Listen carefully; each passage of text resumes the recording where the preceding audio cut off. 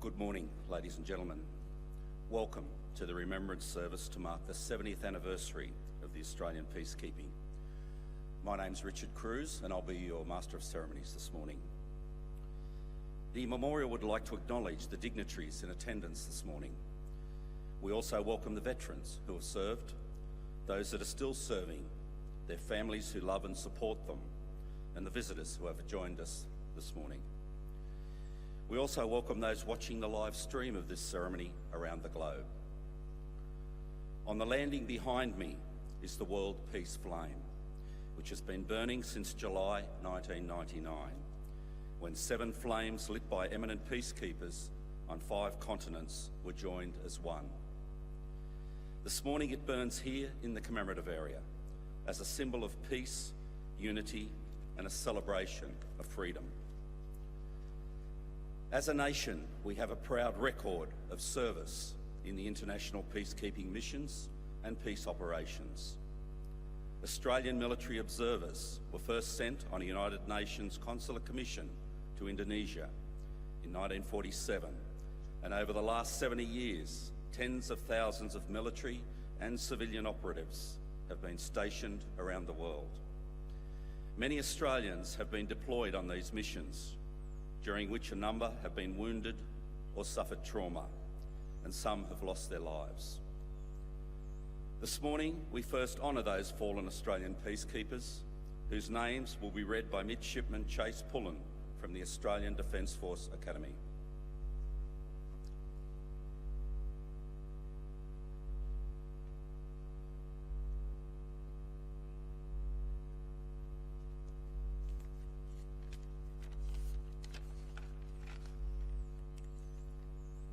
Lieutenant General Robert Nimmo, 4th of January 1966, Kashmir. Sergeant Lewin Thomas, 26th of July 1969, Cyprus. Inspector Patrick Hackett, 29th of August 1971, Cyprus. Sergeant Ian Ward, 12th of November 1974, Cyprus.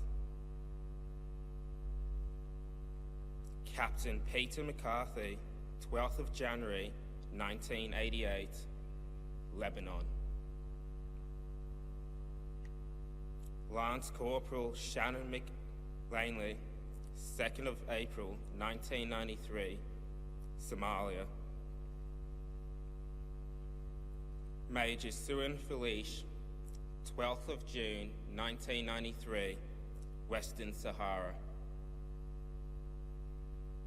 Lance Corporal Russell Eisenhower, 17th of January 2000, East Timor. Lance Corporal Sean Lewis, 20th of May 2000, Bougainville. Corporal Stuart Jones, 9th of August 2000, East Timor. Protective Service Officer Adam Dunnan, 22nd of December 2004, Solomon Islands. Private Jamie Clark, 10th of March 2005, Solomon Islands. Private Ashley Baker, 5th of November 2007, Timor-Leste. Protective Service Officer Ronald Lewis, 2nd of December 2010, Solomon Islands. Craftsman Bo Preju, 15th of September 2011, Timor-Leste. Sergeant Brent Kinlock, 24th of February 2012, Timor-Leste.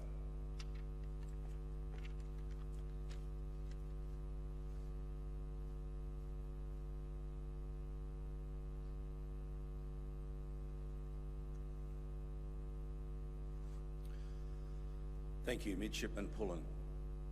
I would now like to invite the Director of the Australian War Memorial, Dr. Brendan Nelson, to deliver an address.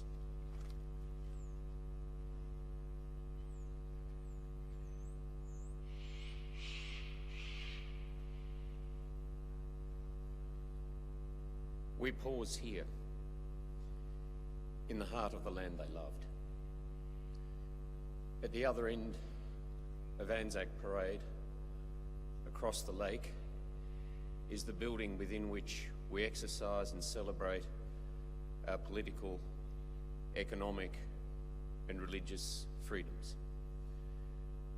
We do so as a nation committed to peace, the respect of our fellow human beings, both within our country, in our region, and throughout the world. But here, we reveal our soul. We reveal our character. It is not this building, it's not the relics, the artifacts that are so proudly displayed within it, but it's the stories, your stories. Stories of 2 million Australian men and women who wear and who have worn the uniform of the Royal Australian Navy, the Australian Army, and the Royal Australian Air Force. The origins of this institution are, of course, war. The bloody fighting at Pozieres in 1916. Charles Bean, the official correspondent, having landed with the troops at Gallipoli, witness to 23,000 Australian casualties in 6 weeks, being asked by a mortally wounded Australian, will they remember me in Australia? And from there he conceived and resolved that at its end he'd build this, the finest memorial and museum to these men of the Australian Imperial Force and to the nurses. In 1948, 3 years after an even greater cataclysm, he articulated the vision for this institution, proudly displayed at the entrance to the memorial. Here is their spirit, in the heart of the land they loved, and here we guard the record which they themselves made. Charles Bean, and all that he had seen, and those who helped him build this vision, could not have imagined the world in which we now live. Only 1 year before he articulated the vision for this place, the first contribution made by Australia, the United Nations Consular Commission in Indonesia, was made. In Bean's world, Australian defence personnel were deployed for only one reason, and that was to fight a war.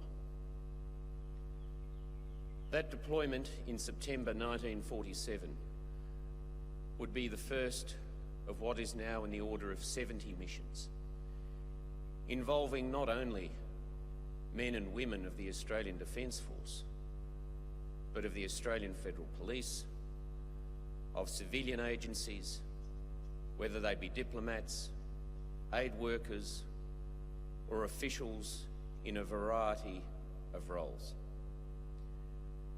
Frequently, in fact usually, they have deployed under the auspices of the United Nations. I arrived here as the director on the 17th of December 2012. I had been to the Australian War Memorial quite a few times over the years, but I looked at it from a different perspective. I stood in this commemorative area on my very first day, thinking about the words said to me by an Australian soldier when I'd last been in Afghanistan in October that year. "When are you going to show them what I'm doing?" he asked. I stood in this area, the last name in bronze of a theatre in which Australians had fought and died was Vietnam. We now recognise East Timor, the Solomon Islands, and of course Iraq and Afghanistan. I looked at the roll of honour, 102,700 names then of men and women whose lives had been given in war. The bronze names cloaking us here in this commemorative area are all about war. the mother of Private Jamie Clark, killed, as we just heard, in March 2005, fully armed in the Solomon Islands, going down a mining shaft looking for weapons caches, asked me why is my son's life and service to this country of any lesser value than any one of the others on that roll of honour. And so too the daughter of Captain Peter McCarthy, killed in our uniform as a UN peacekeeper in Lebanon in 1988 by landmine. There were those who said to me, in relation to their names being placed on the roll of honour, peacekeepers are killed in car accidents. I was having a conversation then in 2013 with Ben Roberts-Smith, VC MG, and I asked him what he thought about this. He said, "You've got a bit of an idea of what I do." He said, "I'd rather do what I do than be an unarmed peacekeeper on the Golan Heights." Some 40,000 Australians have deployed in these peacekeeping operations. As we've just heard, 16 lives given, an indeterminate number carrying physical and psychological traumas as a consequence of their service to us, our nation, and the ideals of mankind. Courage comes in different forms. Courage, too often here, is recognised with medals and citations, and it seems that often the courage that is most rewarded is that which requires the use of a weapon. To think that over a decade of intervention in Pacific nations, nations highly traumatised, where belligerents have access to weapons, that you and those whom you represent, defence personnel, police and civilians, for a decade were able to do what you did, to create peace and maintain it without firing a shot, and yet Australians' lives be given in the process. Whilst this audience needs no reminding of this, the vast majority of Australians do. And I'll just read you two that came out of Rwanda. Sergeant Terry Pickard, be known to, of the Australian Army Medical Corps, spoke of Corporal Paul Jordan, who was an SAS patrol medic in Kibaho in 1995. He said, "I saw Jordo yelling and waving at one child who was confused about which way to go. Jordo was trying to get this boy to come to us, but he was too scared. He froze. With so many rounds flying around, he would not have lasted long. It was then that I saw Jordo do the most amazing and bravest thing I have ever witnessed. He ran to the boy who was stuck in an area under intense fire, grabbed him in both arms and ran back to us. Jordo put the boy in the back of the truck, where Nico was looking after several refugees awaiting evacuation to the landing zone. He then went back to the patient he'd been treating as if nothing had happened." Private Evan Erlings was serving in 2 RAR in 1995, and on the eve of Anzac Day, he wrote this from Rwanda. "We stand among the dead and wounded, with our symbols of world peace on our helmets, and our representation of humanity on our shoulders. We look and try to comprehend what we see before us. My boots are covered in human feces, and everywhere I look lie babies next to their mothers who've been murdered the night before. Through the smell and stench of the people standing shoulder to shoulder comes a young girl, no older than 7. On her back, her baby brother, and in her arms, her baby sister. She's walked over those dead bodies to get to her saviours with UN helmets on, tired, unshaven faces. As she looks at me with tears in her eyes and with an empty water bottle in her hand, I have to tell her to return from where she's come, because I have no water. I don't understand why I'm here, or how the world can know and yet can or will do nothing. This uniform means nothing to me right now, for I've watched a man as he was shot 3 times, not 20 feet from me. I could do nothing. Why? Because of politics and the lack of power to back me. We cart the dead and wounded, and we treat only those who stand a chance of survival. The murderers who have committed this atrocity stand free, next to me, and laugh as I treat a 3-year-old with machete wounds. I'm angry and I cannot comprehend. I have never cried, but I know I will never forget. So you will ask me when I return, how does it feel to come home after helping these people in the name of humanity and world peace? And I will say I am sorry, but I don't have an answer. I will only have unanswered questions and tragic memories of something which in its madness will someday happen again. Today, this week, and every day, in our own clumsy way, we will try to provide some answers. Those peacekeepers, those amongst you who went in our name to make and keep peace, humanitarian disaster relief, their names are now in bronze on these panels in the Roll of Honour.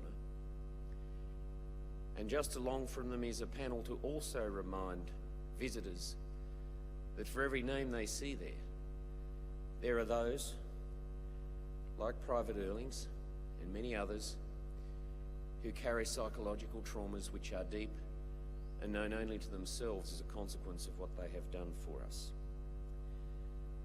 I also say to you that 2 years from now, we'll open in this memorial an exhibition which will explain to Australians what our nation does to prevent war and to keep peace. And it will present the stories of not only those who wear our uniform, but those who do not, who serve alongside one another. In a previous life as Minister for Defence, I realised, in fact, I learned something every day. One of the things I learned is that you who you represent are remarkable people. For many ways, not just soldiers if you're a military person, but also aid workers, diplomats, teachers. And as the world evolves and this institution evolves, I can assure you that your stories, what you do, how you've done it, and the impact that it has had upon you will increasingly be a part of this story. We will very shortly open an exhibition on Special Forces. And one of the most moving things that we have recorded from one of the members of the SAS is, it takes a lot more courage not to fire a weapon than it does to do so. And that's a lesson that we will teach to all Australians. Thank you.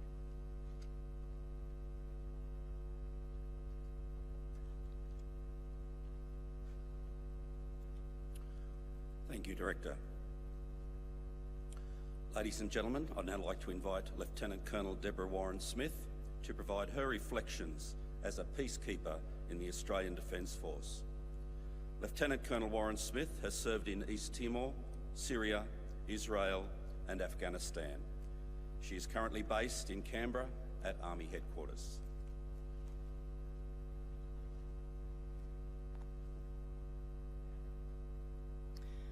Good morning, everyone. I am also very deeply humbled to be standing here, to be a voice speaking on behalf of the thousands of Australian peacekeepers, men and women, sailors, soldiers, airmen and women, regular and reserve, who have served, who are currently serving, and who will continue to serve Australia as peacekeepers well into the future. We are all very much a part of Australia's diverse peacekeeping history, and one that commenced 70 years ago in September 1947. Australian peacekeepers have brought many individual and very personal accounts home with them. And the interesting thing about peacekeeping is that there is no typical day. It very much depends on the mission. I will briefly share a couple of these accounts, including Terry Pickard's. Combat medic Terry Pickard served as part of the United Nations Assistance Mission in Rwanda. Writing of his experiences, he says he felt very helpless kneeling behind a sandbag wall, watching people being slaughtered. We could see hundreds and hundreds of dead bodies littering the ground. We could hear the injured crying out in pain, but there was nothing more that we could do for these people that day. Out of the 600 Australian peacekeepers who served in Rwanda, many continue to suffer post-traumatic stress and psychological injuries. Some have spent time in psychiatric wards, and many have since discharged. Terry Pickard has done all three. I was also asked to share some of my own peacekeeping experiences, both in East Timor and as an unarmed military observer in Syria and Israel. They have all been very different. Death, destruction, and a scorched earth policy was very evident on our early morning arrival in Dili on the 27th of September 1999. The pungent and smoky haze that hung in the streets challenged and pricked at one's imagination and senses, especially our sense of smell, and it left us all with a very deep sense of foreboding for what might lie ahead. More recently, standing in an observation post on the Israeli-occupied Golan Heights, observing directly into Syrian territory and into the rural villages that we used to drive through almost daily 11 years prior, but are now either occupied, destroyed, and occupied by government or non-government armed forces, also left me with a profound sense of helplessness. A sense of helplessness at being able only to observe and report from a distance, yet knowing that little, if anything, would change for the local men and women and children who were enduring what was now to be their 6th harsh winter as displaced persons in their own land, living in a bombed-out no man's land between opposing forces. The positive side of humanity, appreciation, forgiveness, reconciliation, have also been very well etched into my memory. I recall the time I was invited to a local wedding during the conduct of a patrol by myself in a small village in the southern part of the Syrian Golan Heights. The bride's father was insistent. He would not take no for an answer, and I became an impromptu and highly unlikely guest in uniform at the wedding feast with the women, and also dancing in the streets after the wedding. As military observers in Syria, you were always very warmly welcomed and respected by the local Syrian villagers. Your presence makes us feel safe, we were often told. In East Timor, I was particularly humbled to be at the first open-air service conducted at the Suai Cathedral in October 1999, following the Suai massacre 1 month earlier. The profoundly and hauntingly emotional singing by the East Timorese at that service will always stay with me. The outpouring of raw emotion and grief was also accompanied by a profound gratitude to the interfet forces for bringing an end to the violence. To have witnessed these first healing steps that Suai community was taking after much death, destruction, persecution, and loss of faith was indeed a privilege, and again a memory I will long treasure. So these are just two of the many personal and individual peacekeeping accounts and stories. Thank you for listening to mine and also to Terry's. Today we honour them as well as acknowledge the unique challenges that ADF personnel continue to face on current and future peacekeeping as well as peace enforcement missions. Thank you.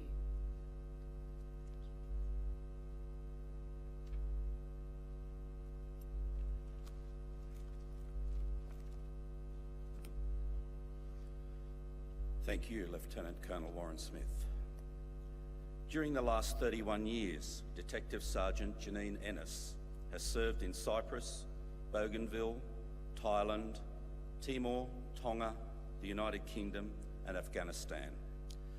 I would now like to invite Detective Sergeant Ennis to deliver reflections of her time as a peacekeeper for the Australian Federal Police.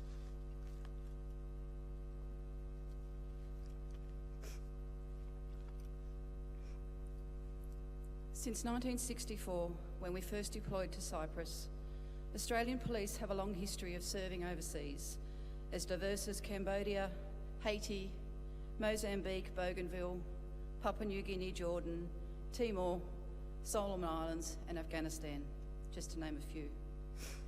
As police, our role is to minimise the effects of the conflict and, working with local police and communities, build capacity and assist stabilisation. Then Superintendent Barry Carpenter once said of police, "We are trained from the first day we join the police to keep the peace. Soldiers are trained to make war, but we are better at talking our way out of a fight than fighting our way out." As police officers, we dedicate ourselves to upholding the rule of law and protecting our communities. 31 years ago, I chose to serve. My policing career has been rewarding and varied.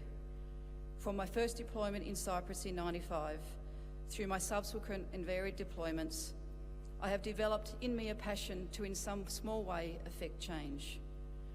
The work is challenging, frustrating, exhilarating, rewarding, and most definitely unforgettable. I distinctly remember in one of my original briefings, before deploying, we were told our role was not to try and change the world overnight, rather that success was measured in little steps. I am one of hundreds of officers whose memories and recollections of successes are measured in those little steps. In seeing the pride on the faces of the first 100 Bougainville police constables after they successfully completed their training and returned home to take up their positions as officers in the newly formed Bougainville Police Service. In comforting a Timorese police officer over the body of his deceased partner following the shooting of Timor's police in May 2006. In saving the life of a baby by being able to swiftly organise and transport the mother and baby to receive medical attention. To see the satisfaction in aiding a group of men from Panguna Mine in Bougainville, although still resisting the peace efforts, bring one of their own down to Arawa Police Station and hand him over for the murder of another villager. In witnessing the simplicities and joys of everyday life, where existence is not measured by what you have or don't have, but in hearing the laughter of a child free from fear. In recognising that sometimes taking the time to speak to an old chap whose only English comprises "the pencil is on the table" and who just wants the opportunity to say it, that can open more doors in a community than any fine speech. In seeing the satisfaction on the faces of Afghan police, men and women, together successfully completing a challenging practical exercise during training. Australian police will continue to deploy as needed to missions in the future. Those officers will daily take those little steps to support order and stability and build capacity wherever we are called to assist. And I'm extremely proud to be one among those hundreds. Thank you.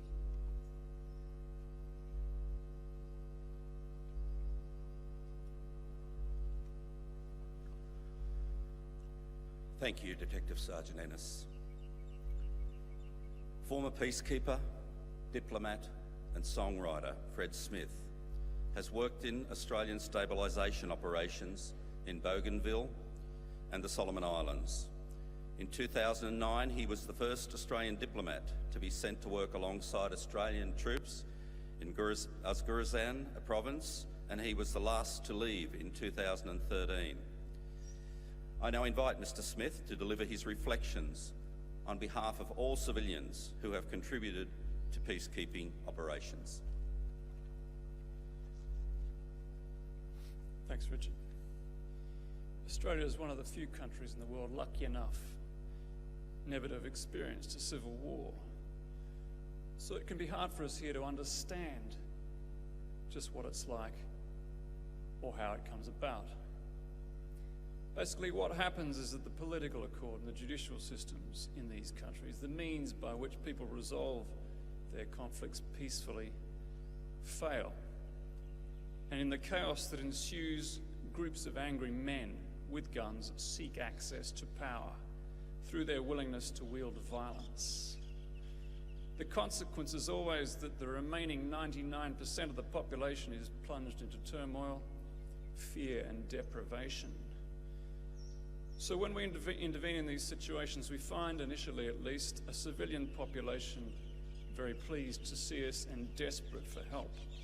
And the first thing they want is law and order and protection from violent men. And this, of course, is where our military and police have played such a vital role. But we've come to understand that this security task is a necessary but not a sufficient one for creating sustained peace. We've come to understand that if the politics and governance are not repaired, if the economic grievances and desperation that drive the conflict are not addressed, then the conflict will continue and all our work will be in vain. In the end, the solutions to these problems are political and economic, and that's why diplomats and aid workers have and will continue to deploy. And deploying on these missions, you encounter people who are raw, vulnerable, frightened, and suspicious of everyone. The only way to work with these people is to connect with them through authentic engagement, and that's what makes the work so rewarding.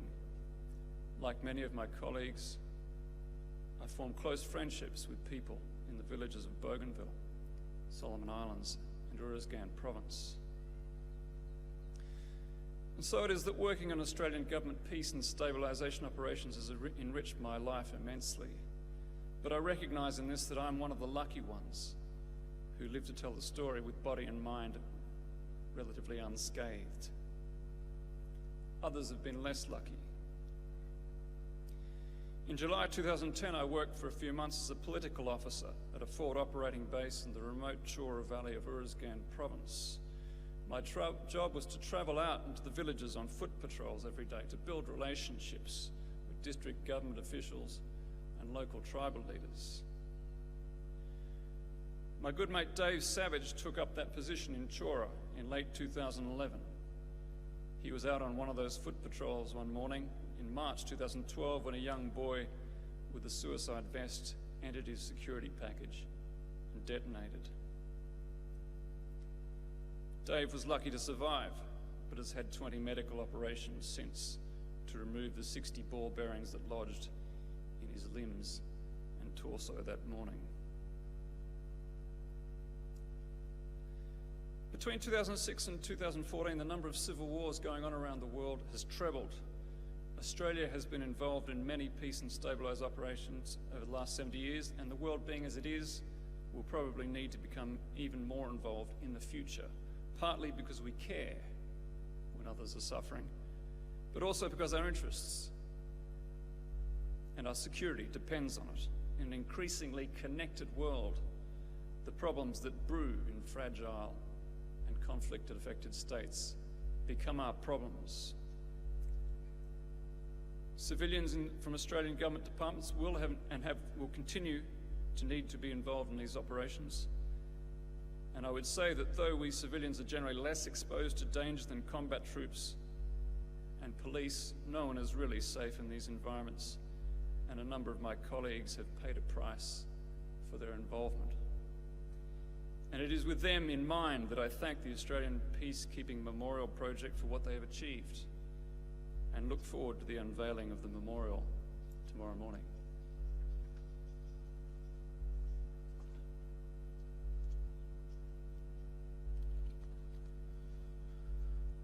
Thank Thank you, Mr. Smith. Ladies and gentlemen, Miss Jasmine Copeland will now provide us with her reflections as the daughter of a peacekeeper, retired warrant officer Paul Copeland.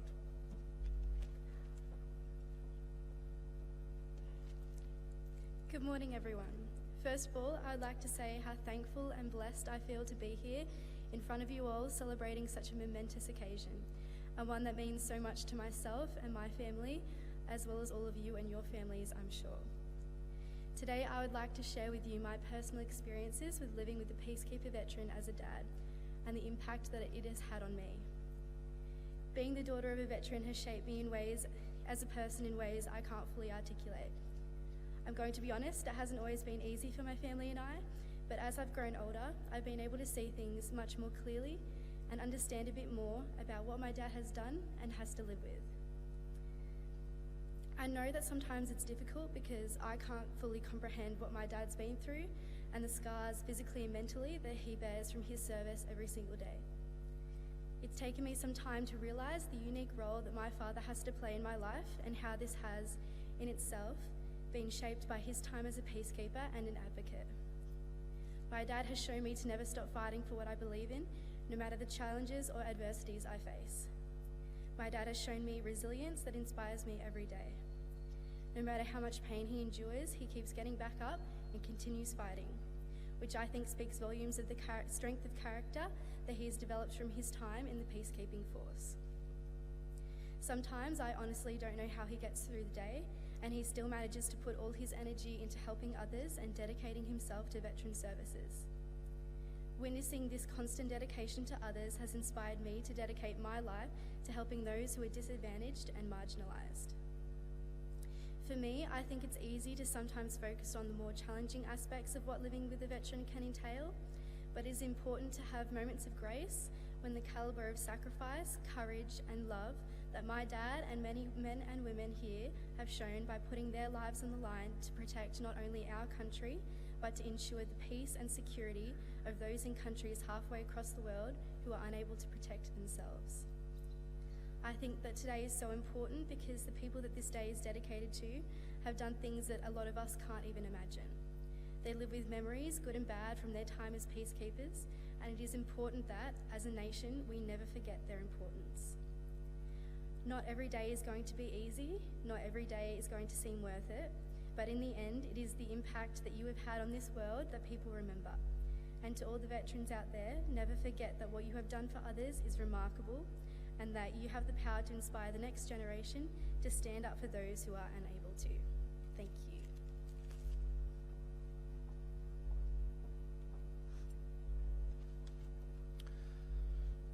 Thank you, Ms. Copeland.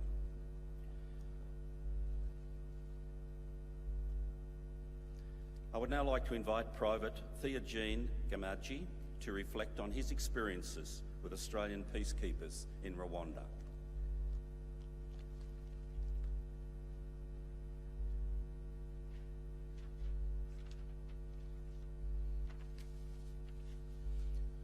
Good morning, ladies and gentlemen.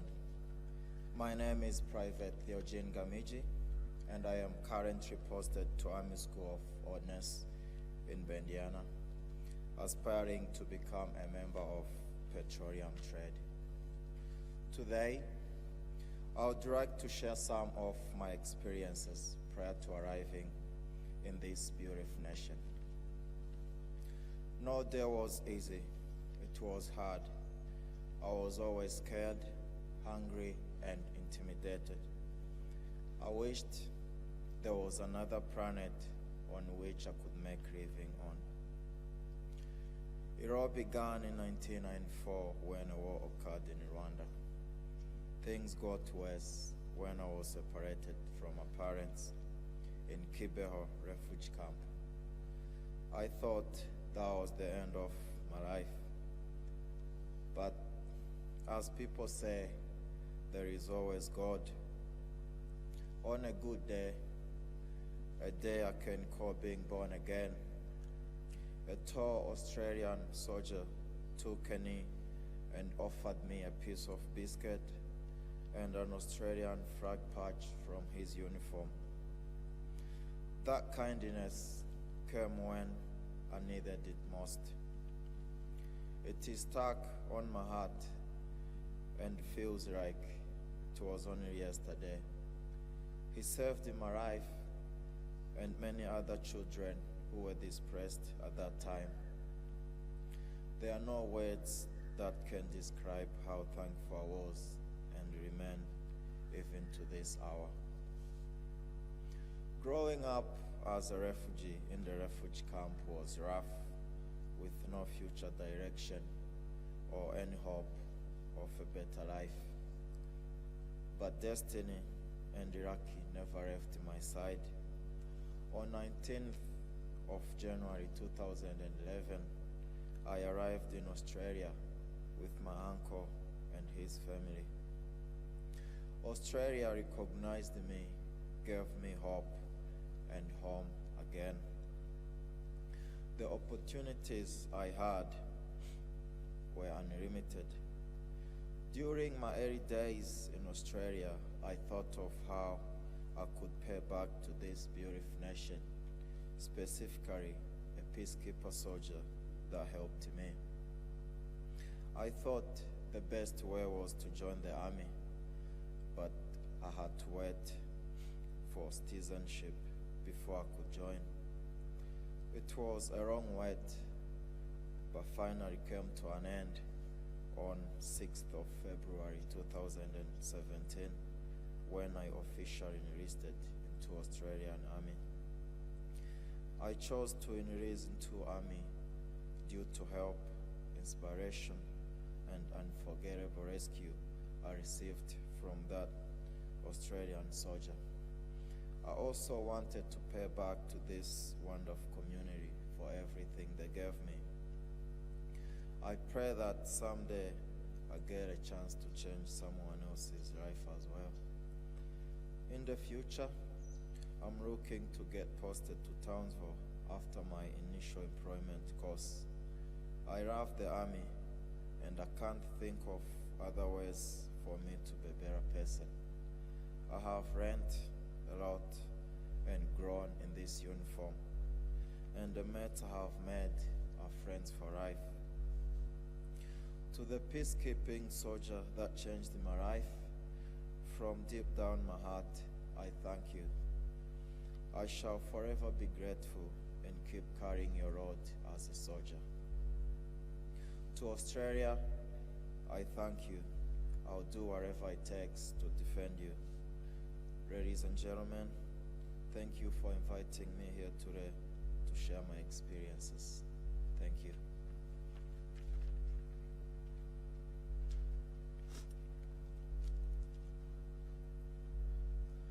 Thank you, Private Gamachi. That was certainly a moving tribute to the men and women here today. I would now like to welcome Mr. Paul Copeland to recite the Peacekeepers Requiem.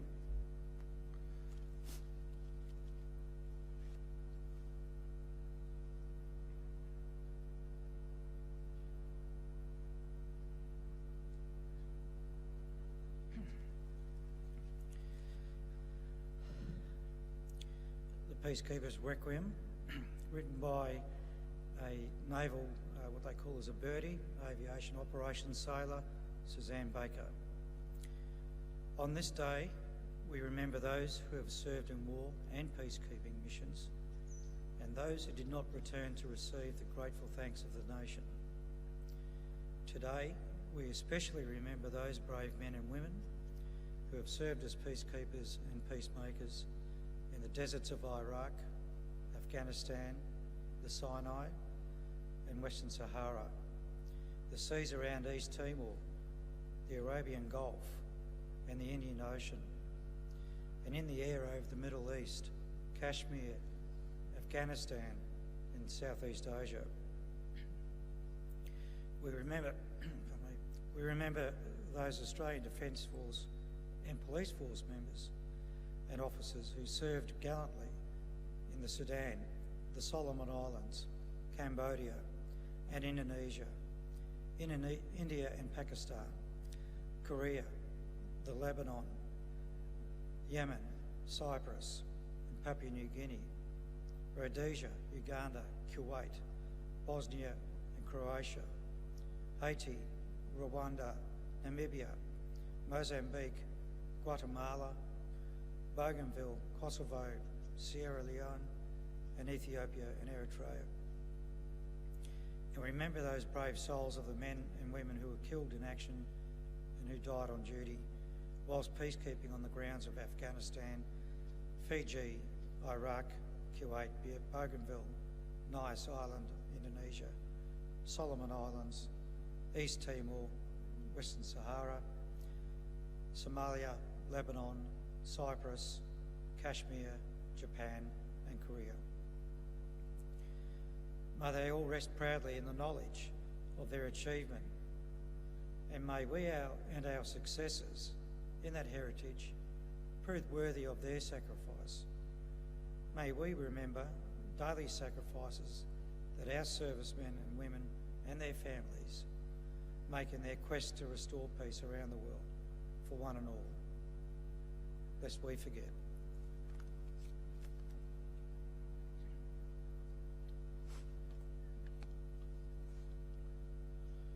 Thank you, Mr. Copeland. A white dove flying with an olive branch is instantly recognisable as a symbol of peace. Officer Cadet John Macaulay and Officer Cadet Jordan Duckworth from the Australian Defence Force Academy will now release white doves, symbolising the desire for peace in the world and recognising the important contribution of peacekeepers, past and present.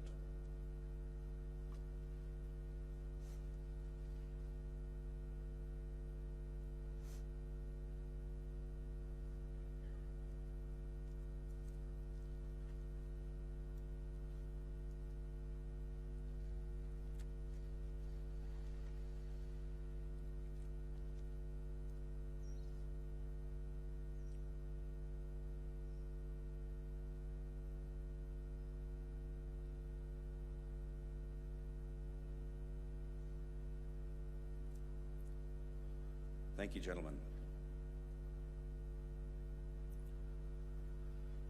Ladies and gentlemen, I would like to invite you to make your way up the rear stairs to my right and along the First World War cloisters into the Hall of Memory to lay a poppy on the tomb of the unknown Australian soldier who symbolises all those who have fallen in the service of their country. Before we do that, our director would like to readdress you. Richard, could we just change that? I might ask you to move up onto the left-hand side, because in doing so you will pass the roll of honour for your colleagues that have been killed, and then make your way along the cloister to the Hall of Memory. Thank you.